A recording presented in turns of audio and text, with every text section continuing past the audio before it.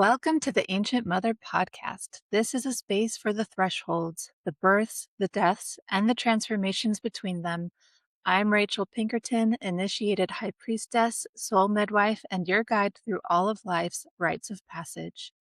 Today, I'm so excited to have one of my beautiful co authors from the book Modern Day High Priestess, Kelsay Elizabeth Myers. Kelsey is a published author, certified transformational coach, expressive arts practitioner, and registered somatic movement educator who works along the edges of the mythic self.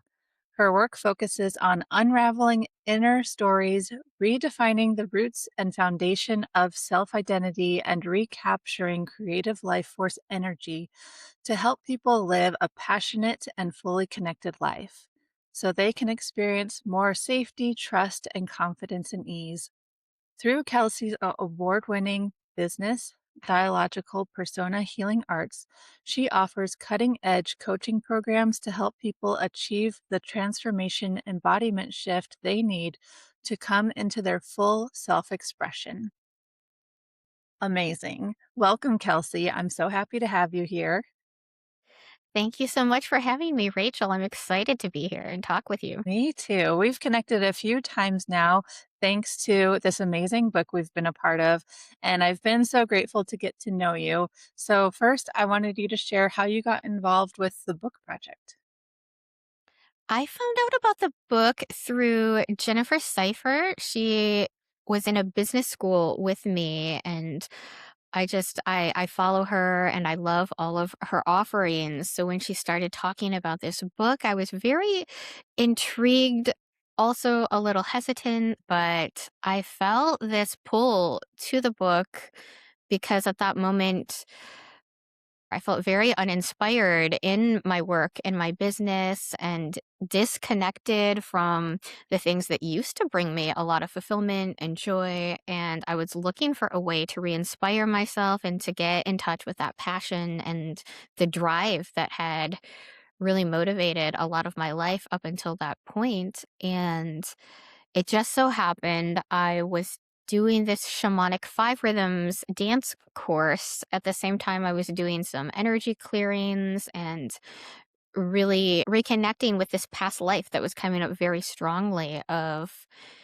this slaughtered feline tribe of women that I co-led with my kitten Zara in another life. And at the time that she was coming into my life and this past life was coming up for me, the book was happening. And I was like, I really feel like I need to be part of this and to share this story with the world. I didn't realize it was happening along the shamanic journey that you were taking because when I read your chapter, it really did feel like a dance. It was so visual and it moved seamlessly between lifetimes. I just was so fascinated by your journey through different lifetimes. When did you start to remember past lifetimes, and when did you realize that these visions you were having were actually past lifetimes and not just dreams or some other kind of remembering? Yeah. Since I was a child, I would see other like spirits or beings, and so I knew I had that connection of seeing things that other people don't necessarily see or aren't open to.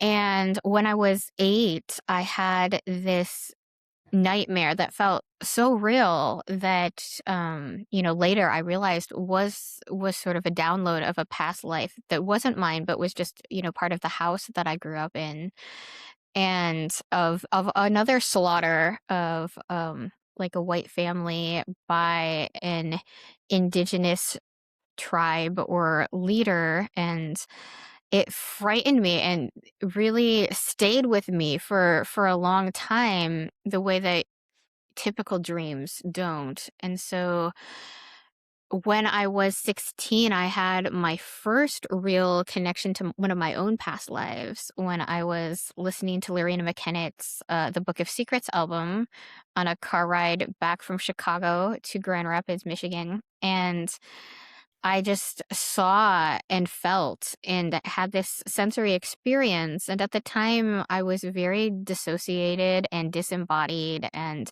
not at all in my feelings or in my body. So, having such a just the sensate physical level of feeling was at a level I've never felt in this lifetime. And it just connected me to passion and to desire in a way that I have not felt in this life. And but I knew that I had experienced it before. So it was really around the time that I was 16 that I started getting past life visions and messages from other beings, and sort of the um a call to worship to start, returning home, which I ignored because I was not religious and I couldn't make sense of it in a way that made sense for my life. So, but I was always aware that that was happening and that things were out there. I didn't grow up in any kind of religious tradition, so I was very curious and always exploring and questioning and doing research on different traditions and different spiritual lineages. So I was aware of the things that were happening and learning about them, but it was more seriously in my early 30s that I did sort of a deep dive and really owned the medium qualities that I possess, and decided to pursue a real spiritual path and do it in a way that again makes sense for me and what I want in this lifetime. So, is there a specific past lifetime that you remembered that motivated you to embrace your spiritual wisdom and to go on the priestess path? Yes. So I found some soul connections when I first started doing five rhythms open floor and somatic experiencing and really starting to be in my body more to heal from my own trauma in my early 30s. And through the soul connections I was meeting at the time, I saw this past life where I was a warlord and raising villages and, and doing the slaughtering myself, and kind of how far I have come from that, but also just how those warrior instincts are still, in me and still do drive the way I make decisions or, have an impact.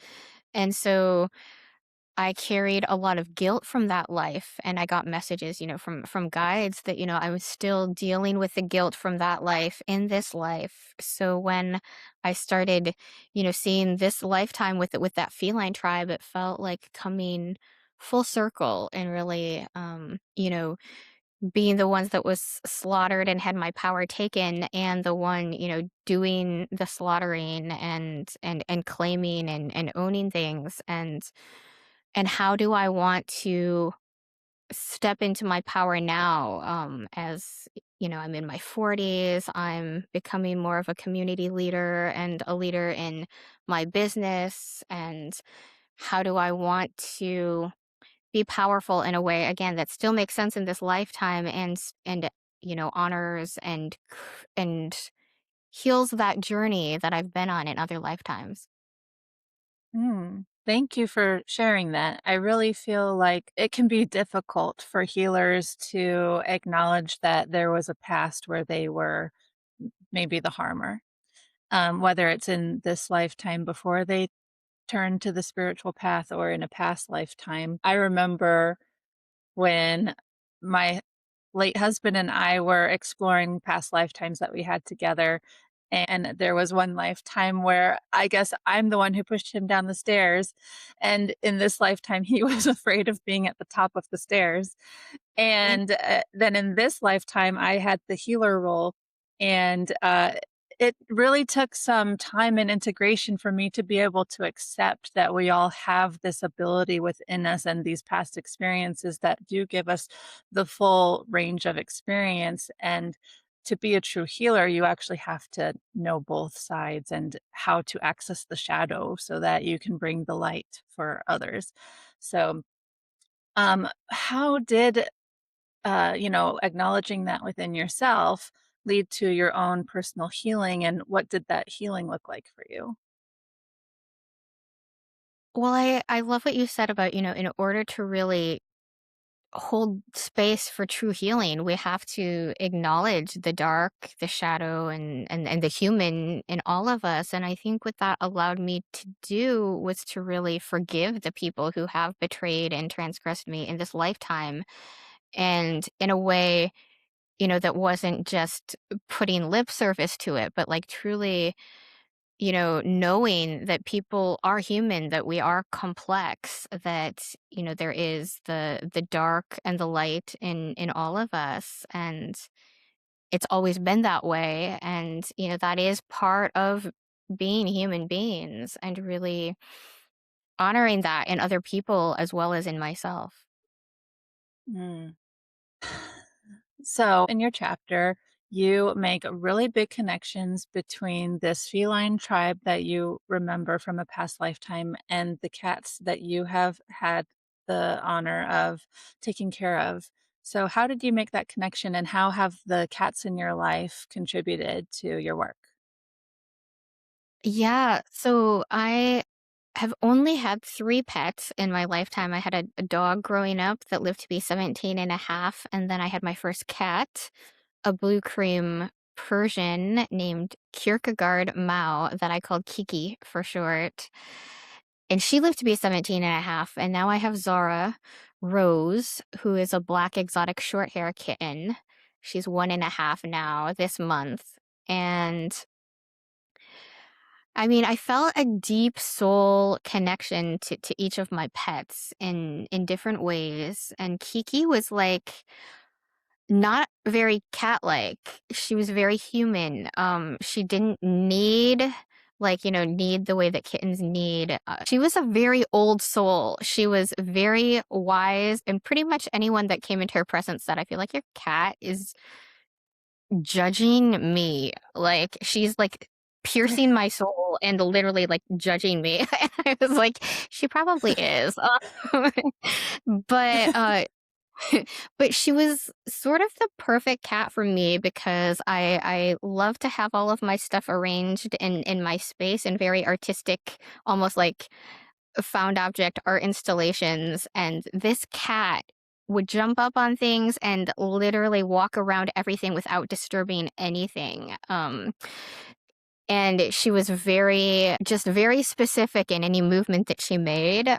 So not to disturb anything. She pretty much did anything I wanted and was very protective of me. So I had a very kind of special relationship with this cat that really kind of saw me as her leader and would mimic a lot of my postures and a lot of what I did. And then when I got Zara, so Zara is a mirror in a totally different way, and she is very cat-like. She definitely jumps up on high surfaces and has a very large personality. And pretty much the things that people have said about me, that I'm very aggressive, that I have to have my way, that, if they're arguing with me, that there's just no winning. I have experience with Zara. I'm like, what? She's so aggressive. It has to be her way. She does not understand the word no. I mean, she understands it. She will not listen to it. She has to have her way. And so it's been very mirroring in a different way for me and also just very healing. But what I felt with Kiki was that I had this real deep soul companion, and with Zara, it felt more like destiny. I was like, destiny is moving. I don't even believe in destiny, but I feel it and it's happening. And so that was also part of what really inspired me to be part of this modern day high priestess book. Was I was like, there is this um a karmic wheel that's turning, and I feel is coming full circle. And I feel like I'm able to own my power and my aggression in different ways through seeing Zara and her aggression. And it just felt Mm. like sort of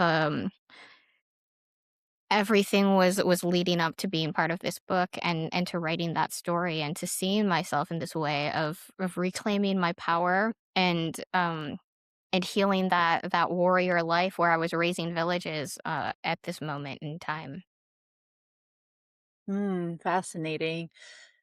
So I know that the ancient Egyptians believed that cats walk between worlds, and a lot of people believe that cats come to specific people for specific purposes. So, do you feel like your cats somehow helped you to come into spirituality or helped you to connect with these past lifetimes? I definitely do. I felt that very strongly with Kiki and that, we had many past lives together and that she really was a soul companion or a familiar. And in fact, I had a friend who um sold materials and kind of taught how to do cat familiar rituals, and I did that with Kiki.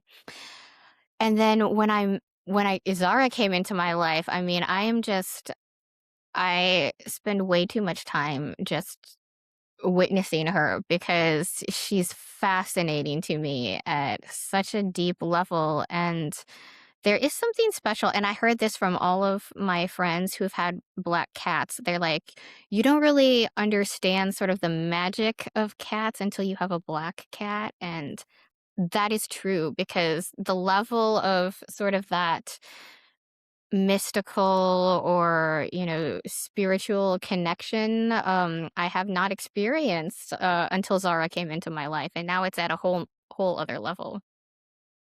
I am not surprised by that. My first cat was a black cat, and he came to us for a very specific purpose. There was so much pain within our home, and he actually was a very sickly cat. We knew that he had feline leukemia when we got him. And so he was only with us for a few months, but I could just sense that he was absorbing all of the negative energy in the home, and his infection was increasing as he was doing this. It was like a divine service for us. And it is heartbreaking, but I also feel like some cats come with this specific purpose of being of service to your space and to your spirit, and then they go on to their next incarnation. So I think black cats are so special. Definitely. I'm learning how special they are for sure. But it's interesting you mentioned that because I really felt like my first cat, Kiki, was, she was my support system through pretty much the most traumatic experiences I've had in my life. Sort of my identity crisis and my first experiences with racism in college when I got her. She came in at that time, and at the time when I was very suicidal and just felt like I had lost my whole identity and was just in pieces. She was there and it was the beginning of our relationship. And then later, when I left academia and I started dating more and got involved with a lot of toxic people, and there was, sexual abuse and a lot of emotional abuse. And she was sort of, there to just be sort of my caretaker through all of the traumas that I've experienced. And then as I was, once I was healed and once, I was starting to kind of, again, move into this leadership and this new era of my life in my 40s was kind of when she left. So, Zara Mm, is my new guide for this new chapter, and I'm very excited to see what happens. yeah, beautiful. So I do know that you were adopted from Korea, and you also experienced sexual assault. Would you be willing to share with us some of that journey and some of the practical things that you did to heal from those experiences? Definitely. I think it was around the time I was 29 and I was finishing my second master's, my second MFA in creative writing. My first was in nonfiction and my second was in poetry. And I felt like I had sort of missed the boat on dating, and so I just kind of threw myself into more of a social world and was kind of bouncing from the same toxic lesbian crew, just different people, but they had the same personalities and the same issues that I was very stubbornly, not dealing with. Why I was attracted to this, and so it wasn't until the last one when I started doing somatic work, and doing conscious dance and really learning to be in my body, and that I hadn't actually been able to feel my body up until that point, and I was about 32 when I could really feel all parts of my body. And it took about 2 years for that to happen as I was slowly bringing things back online and reconnecting to those parts of myself.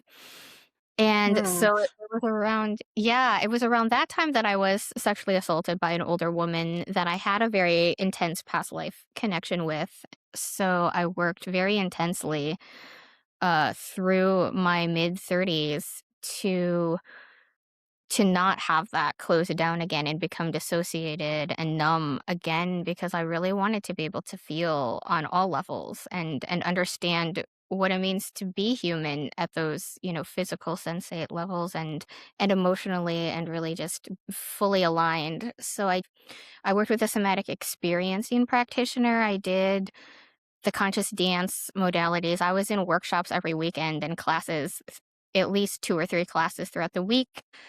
I was also working with a psychodynamic therapist on healing a lot of my adoption trauma and learning how to be in relationships in ways that weren't sort of enmeshed or coming from that place of abandonment and loss and wounding.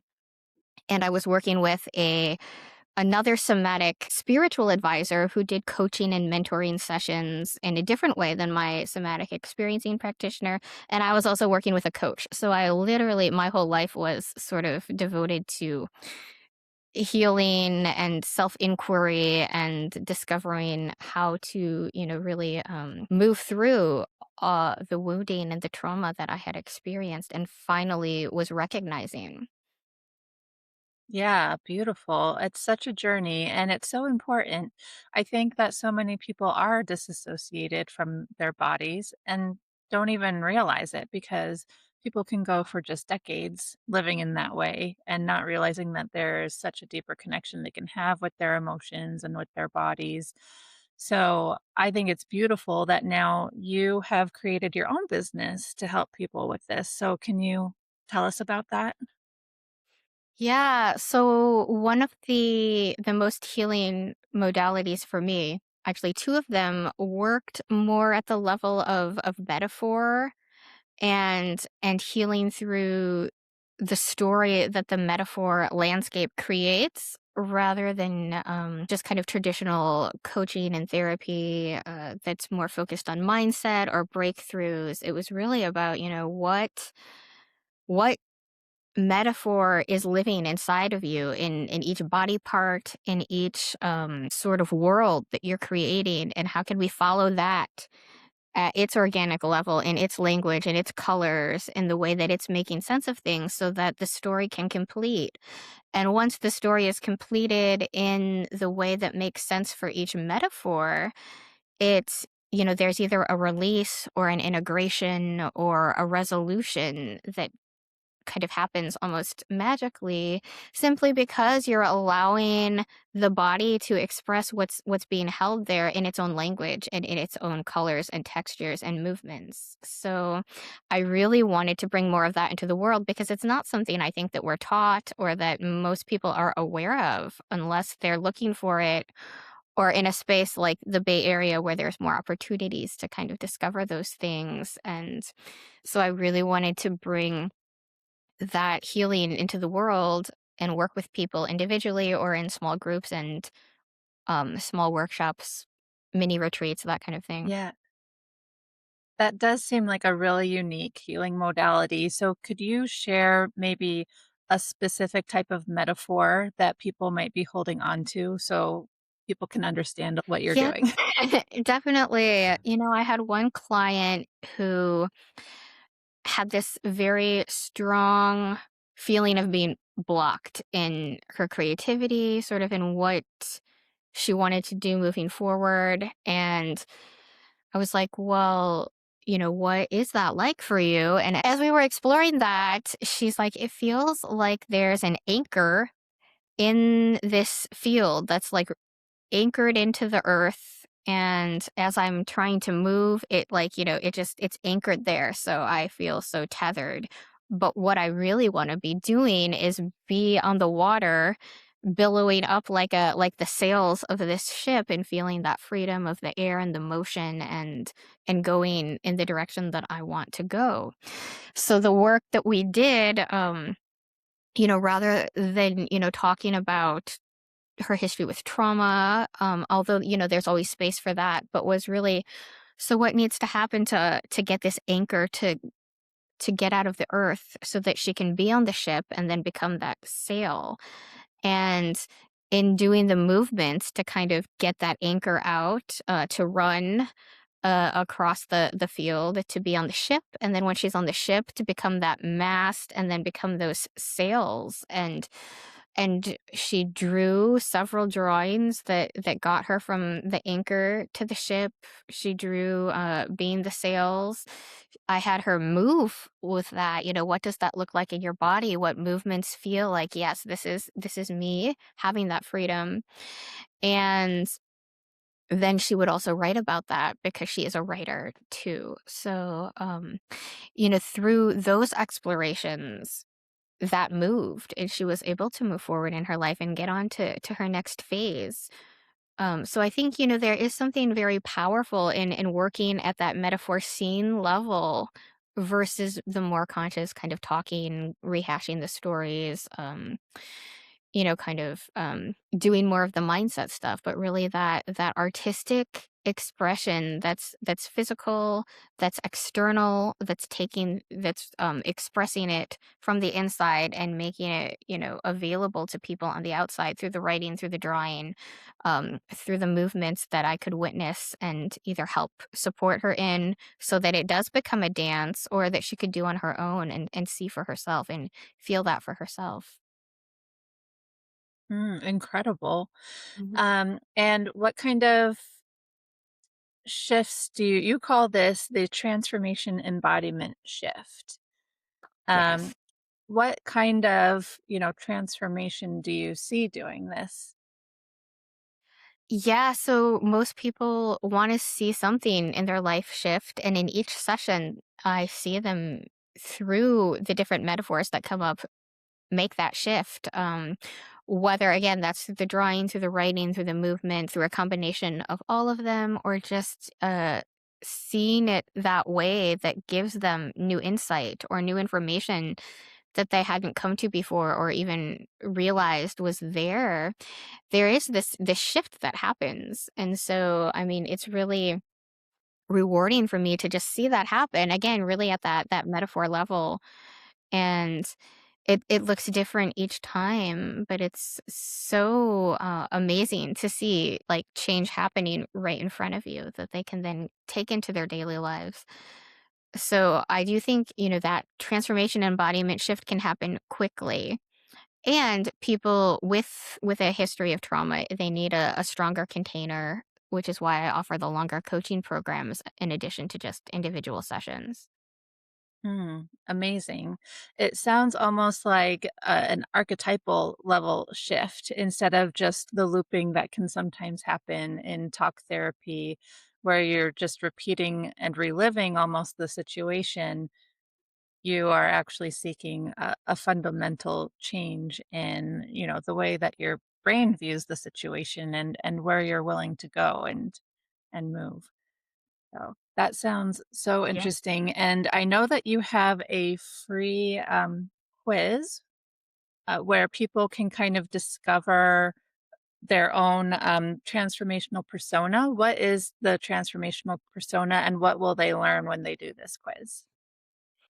Yes, I do. I have a quiz for that, and they are they are sort of the archetypes or the personas that I see most often in the healing world, and it is loosely based on disc, but I combined a few of the disc quadrants to make 6 types instead of 4, just because I think in especially in working with trauma, there are ways that people make sense of things that don't necessarily fit nicely into the disc quadrants. So I have the multifaceted leader type, which is really sort of that assertive dominant type that can make decisions, that works at a very fast pace, that holds a lot.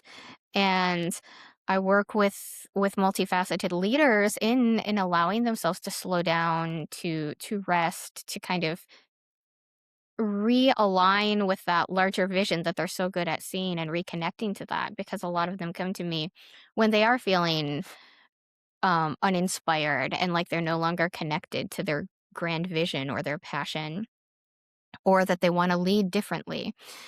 And then there's the fierce feline type, which, I kind of made the forefront of my modern day priestess chapter, but the type that is very passionate, that is also cautious. Like cats can be very wild and aggressive and pouncing, but they can also be very measured and deliberate and want to be safe and have that kind of domestic, homey feeling before they want to go out and do their adventures. So I work with that persona on finding the balance, and the safety to really do the leaps that they want in their lives. And there is the spiritual monarch, which I see as sort of the sovereign ruler, and this is my type, but that can also be very disconnected, or has that tendency to numb out, or to kind of withdraw from the activity in the world and from people.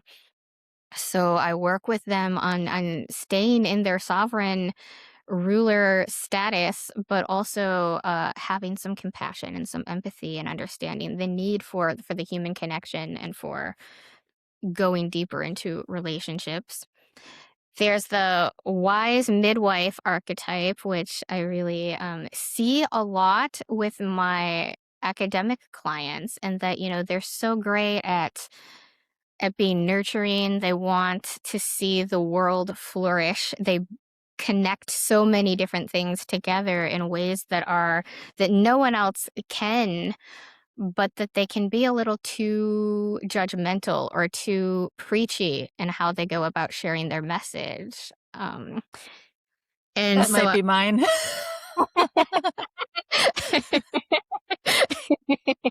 so I work with them on really honoring the very unique way that they see the world, and understanding that not everyone sees it that way or needs to. And then there's also what I call the empowered shapeshifter, which is sort of that person. I think we all know them, that kind of thrives on chaos, that wants to do everything, that is constantly shifting careers or shifting what they're doing because they're following their whims and their passions. And so I work with them on kind of honoring that that's the way that they operate, as well as having a bit more grounding and centeredness in the way that they're relating to people, and approaching what they want to do sort of long term, and also learning to rest so they don't kind of burn themselves out with chasing everything that they want to do.